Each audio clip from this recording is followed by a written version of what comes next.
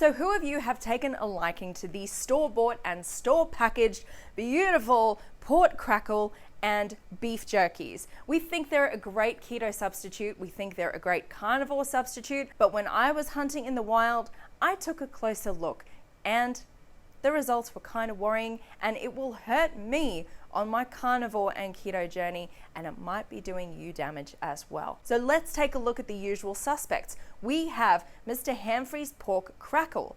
If we have a look on the back, no sugars, but it has rice flour, yeast extract, and cooked in spice oil. Now, I'm not exactly a doctor. Those don't look great. We also have a really popular brand called J. Crackleton Pork Crackle. It has very slight sugar and carb count, and it has flavor enhancer and the beautifully evil canola oil. This is a huge red flag. You do not want to be consuming meat cooked in canola oil. It is not good for us. Avoid it. Then we also have another popular brand called Pork Crackles.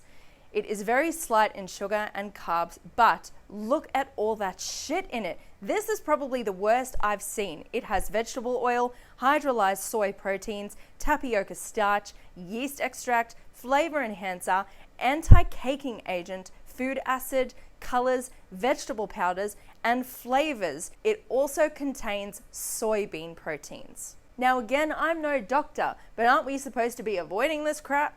And here we go with the jerkies. We have a very popular brand. It's the Woolies brand. It is the Aussie barbecue beef jerky. Now, of course, you hear the word barbecue, you immediately think sugar and flavors. You ain't wrong. It has a very high sugar and carb count with soy sauce powder, canola oil, cherry powder, and soybean. Again, you'll want to avoid this shit. Now let's try another brand of jerky. Jack Link's, one of the most popular Woolies and Coles brands on the shelf.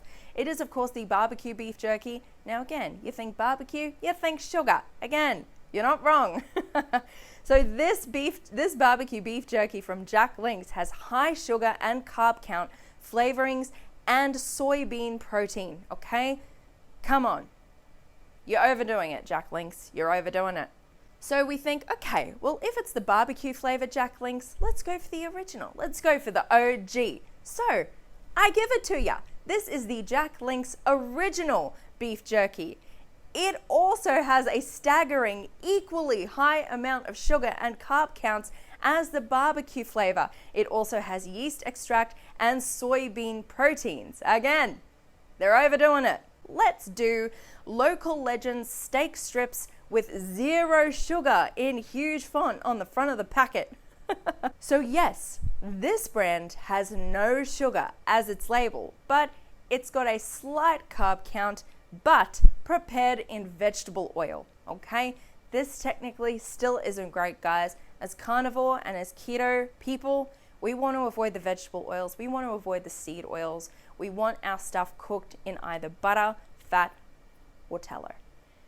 These package options, they have to produce them at mass. So they are going to use a cheaper way to produce them, cook them, prep them, all that crap. If you are looking for a cheap option at a snack, there is no such thing. You have to prep your own or go to a butcher and get their little snacks, because all this packaged stuff, they have to mass produce at cost, and they will use cheap sources and resources to do so. Please do yourselves a favor and avoid these. I made the mistake of having a packet. I didn't look at the back properly and I felt like shit afterwards. That is what prompted me to have a look at the back of the packaging a lot more carefully and not just focus on the sugar and carbohydrate count. It is really important that you guys pay attention. Thank you for watching. I hope you found it helpful. If you have any other carnivore or keto friends who are going to these snacks as a last resort just to get that carnivore fix, please send them this video and tell them to have a look at the packaging. The cover isn't always what it seems.